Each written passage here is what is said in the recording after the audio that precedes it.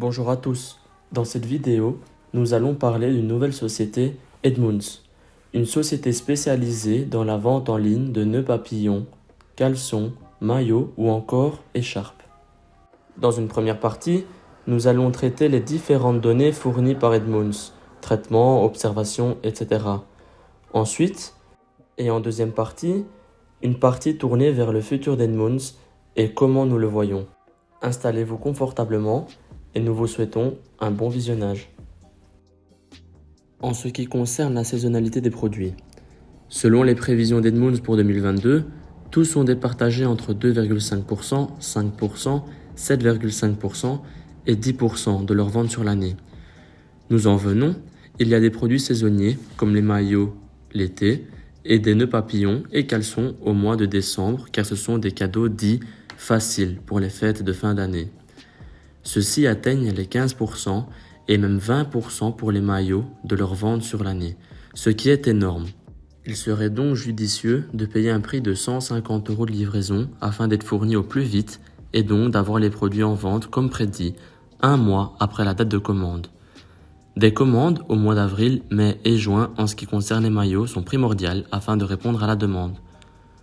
Une autre commande rapide au mois de novembre pour les nœuds papillons et caleçons sont également non négligeables. Maintenant parlons du nombre de visiteurs total sur le site internet. Le nombre de visiteurs sur leur site internet est en chute libre. Un mois après le lancement du site, celui-ci a atteint 35 000 visiteurs au mois de mai 2020. Ensuite, c'est l'hécatombe. Une baisse croissante pour se stabiliser à partir de février 2021 aux alentours des 5 000 visiteurs par mois. Selon le graphique, on peut voir qu'il y a eu presque 2500 commandes au mois de mai 2020, ce qui est très bien. Imaginez si tout le monde ressortait avec minimum 30 € d'achat. Le problème, c'est que le nombre de commandes diminue également pour devenir à peine visible sur le graphique. Il faut absolument trouver un moyen de faire renaître l'entreprise. Il serait également ingénieux de rajeunir un peu sa cible d'âge. En effet, Edmunds vise les 25-35 ans. Or, aujourd'hui, les jeunes sont nombreux à travailler jeunes, même avant la vingtaine, mais ceux-ci restent encore fermés sur les modalités au niveau vestimentaire professionnel. C'est-à-dire, pourquoi ne pas créer des produits, une collection plus jeune afin d'attirer ce public? Aujourd'hui, la mode est facile à deviner sur les réseaux sociaux. Les jeunes sont fort influençables, car ils n'ont pas encore d'identité.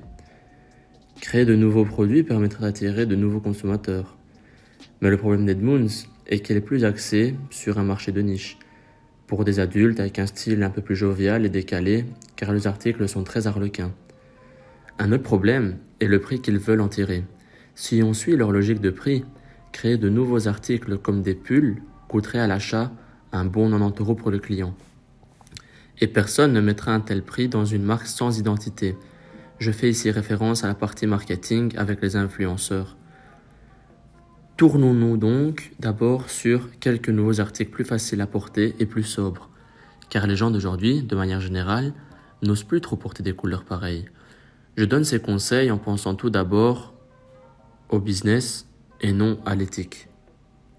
Revoir donc la partie marketing et publicité sur les réseaux est primordial pour Edmunds, afin de faire connaître l'entreprise aux jeunes, faire connaître ses produits et services. Revoir donc la partie marketing sur les réseaux sociaux afin de faire connaître l'entreprise aux jeunes, faire connaître ses produits et services et communiquer avec une jeune clientèle est primordial pour Edmunds. Travailler donc l'image de l'entreprise auprès des jeunes avec des influenceurs serait très ingénieux. Actuellement, Edmund alloue un montant de 20 000 € à sa campagne publicitaire qui se déroule principalement sur Google et Facebook. Sur ce graphique, on peut se rendre compte que cette méthode a permis d'attirer de nombreux visiteurs sur le site. Cependant, ce nombre ne cesse de diminuer jusqu'à atteindre son niveau le plus bas en octobre, qui est de 372 visiteurs.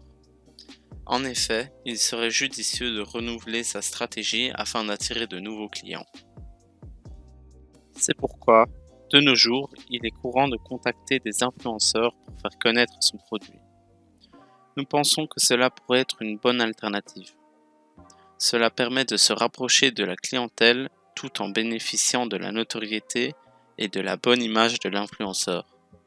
De plus, si l'on choisit correctement son égérie, il est possible d'être beaucoup plus précis dans le ciblage de la clientèle.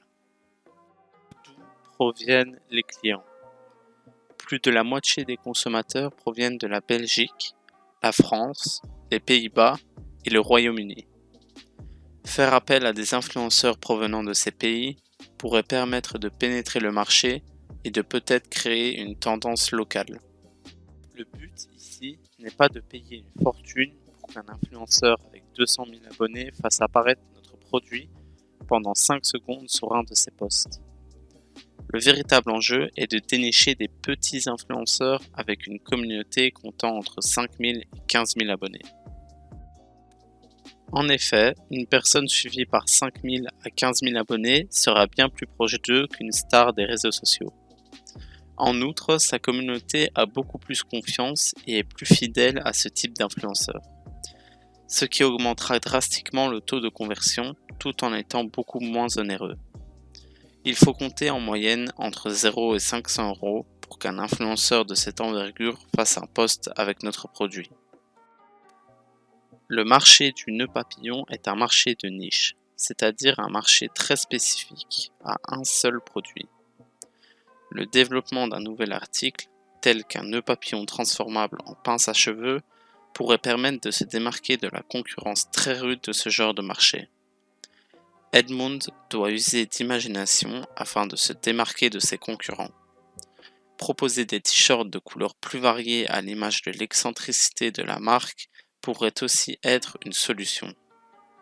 Après un tour sur le site d'Edmunds, nous avons pu constater que les t-shirts sur lesquels il faisait une très grosse marge, nette, plus précisément 296%, et une marge brute, donc sur ces t-shirts de 395%, ils ne sont pas réellement mis à l'avant, alors qu'ils pourraient représenter un très fort potentiel pour la croissance de l'entreprise.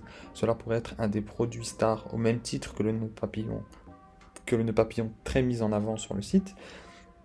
La communication de l'entreprise pour nous est trop axée sur ce dernier et pas assez sur le reste des produits, car pour l'instant, on vous identifie comme la marque du nœud papillon et il faudrait que vous soyez identifié comme une marque de vêtements de niche qui propose des vêtements et autres accessoires avec des motifs originaux.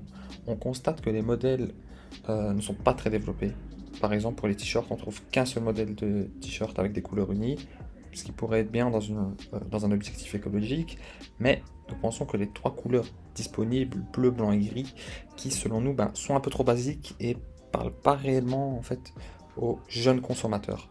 On pense que pour augmenter les ventes de ce t-shirt, notamment en été où nous pensons qu'il pourrait avoir, où nous pensons qu'en été qu'il pourrait être très bien vendu, il faudrait plutôt sortir des couleurs un peu plus flash ou avec des motifs un peu plus originaux mais aux couleurs plus flamboyantes que ces 3 qui sont trop basiques. Également pour ces t-shirts, une dernière chose à dire, c'est que les t-shirts pour femmes, selon nous, doivent être un poil revus car nous pensons que les 2 petits motifs de homard situés pile à l'endroit de la poitrine, c'est peut-être marrant mais ça pourrait être très mal interprété. Et ça pourrait mettre certaines femmes très mal à l'aise de les porter, notamment en public, où ça pourrait fortement attirer, c'est très discret, mais certaines personnes pourraient être attirées par ces 2 points situés pile au niveau de la poitrine. Nous pensons que cela pourrait mettre du coup certaines femmes mal à l'aise. Nous conseillerons également, donc pour la saison d'hiver, de développer une gamme de pulls pour un peu combler le manque fait par du coup les t-shirts qui ne se vendront plus tellement à cette période hivernale. Donc ce serait plutôt de développer une marque, un modèle de pull avec différentes couleurs qui à ce moment-là peuvent être basiques, donc noir, blanc et bleu par exemple. Donc voilà, pour un peu combler le trou de ces ventes. Au sujet d'Edmunds, son marché principal est la Belgique. Vous savez qu'il existe des pays où la culture textile est très importante. Donc nous allons nous diriger vers l'Angleterre. Vous savez que le chiffre d'affaires de l'industrie des vêtements en Angleterre ne cesse d'augmenter depuis 2013. De plus, la mode là-bas est une vraie passion, notamment leur influence sur les autres pays est très importante. Donc pour Edmunds, qui propose des choses très artistiques, il pourra faire fureur dans des pays comme l'Angleterre, vous savez. Il existe des marques là-bas comme Desigual qui proposent le même type de motif que Edmunds. Et sachant que Desigual est un pilier en Angleterre, pour nous, Edmunds, il a toutes ses chances d'atteindre le marché anglais. Surtout que bientôt arrive la Fashion Week en Angleterre, où les jeunes marques inconnues dans le bataillon peuvent se démarquer et avoir une certaine influence. Et surtout qu'ils proposent les mêmes types de produits artistiques que Edmunds. Concernant les indicateurs financiers, nous avons décidé de prendre 3 indicateurs. Le chiffre d'affaires réalisé à l'étranger sur le chiffre d'affaires total pour l'Angleterre. Pour les femmes, donc si on enlève les logos montgolfières situés sur la poitrine, nous avons décidé de prendre le taux de satisfaction. Pour les gammes de pulls avec de nouvelles couleurs et les t-shirts pour les hommes, enfin aussi avec les nouvelles couleurs, nous avons décidé soit de prendre le taux d'innovation ou également les recettes liées aux innovations sur le total des recettes. Nous arrivons donc à la conclusion de la vidéo. Tout au long de la vidéo, nous avons parlé des différents points comme la saisonnalité des produits, changer de clientèle, cibler le marché anglais, les influenceurs, trouver une nouvelle gamme de produits, des partenariats, etc. Et mais également des indicateurs financiers. Donc nous espérons que M. Edmunds appréciera la vidéo et prendra en compte des différents points que nous avons cités. Nous espérons bien sûr qu'il fera un succès et nous lui souhaitons bonne chance.